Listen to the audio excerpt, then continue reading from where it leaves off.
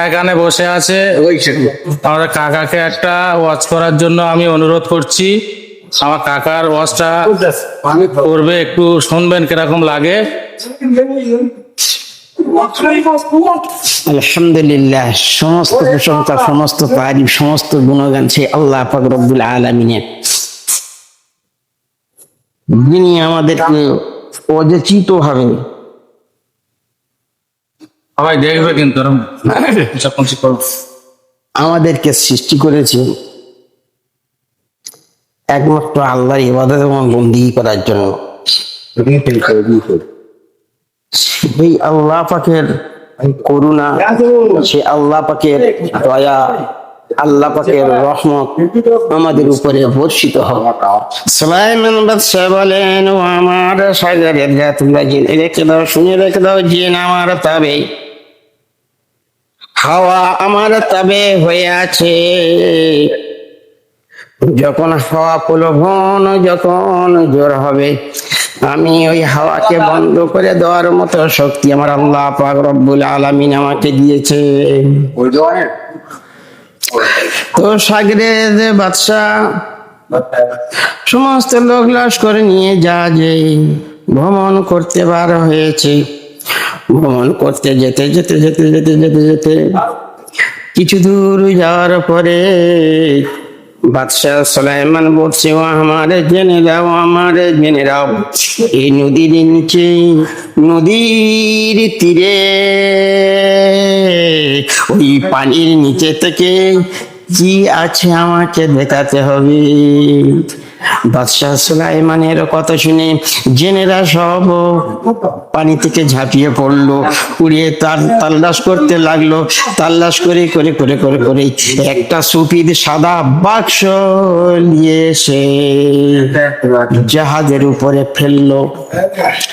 জাহাজের উপরে ফেলার পরে দেখছে ওই যে বাক্সটি আছে সাদা সুফিদ বাক্স, সাদা বাক্স, কিন্তু বাক্সর কোনো জানালা দরজা কিছু নাই। আমার বাদশাহ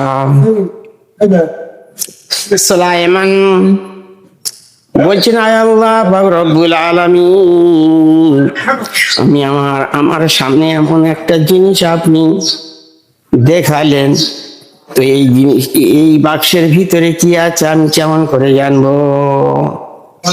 আমার আল্লাহ পাক রব্বুল আলামিন এই বাক্সের ভিতরে কি আছে আমাকে একটু দেখিয়ে দেন।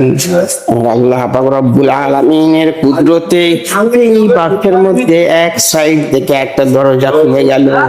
খুলে যাওয়ার পরে দেখছে তার ভিতরে একটা যুবক ছেলে বসে আছে। বাদশাহ সুলাইমান বলেন, ও যুবক ভাই, তুমি এখানে কতদিন আছো? যুবক ভাই বলে, আমি কতদিন আছি আমি বলতে পারি না গো। বলছে, তুমি কি খাওয়া দাওয়া করো? তো বলছে, আমার এই বাক্সের পাশে যে একটা এই ছোট্ট গাছ আছে, সেই গাছের থেকে একটা ফল হয়, সেই ফলটা আমি খাই। বলছে, তোমার পেশাব পায়খানা করার দরকার হয় না? তো বলছে, না, আমার পেশাব পায়খানা করার দরকার হয় না। আমার যখন ওই ফলটা খাওয়ার পরে আমার একটা ঢেকুর ওঠে, সেই ঢেকুরের থেকে আমার সব হজম হয়ে যায়, আমার পেশাব পায়খানা করার দরকার হয় না। তখন বাদশাহ সুলাইমান বলেন, ও যুবক, ও যুবক, তুমি বলো বলো বলো, দিন হয় কেমন করে, রাত হয় কেমন করে?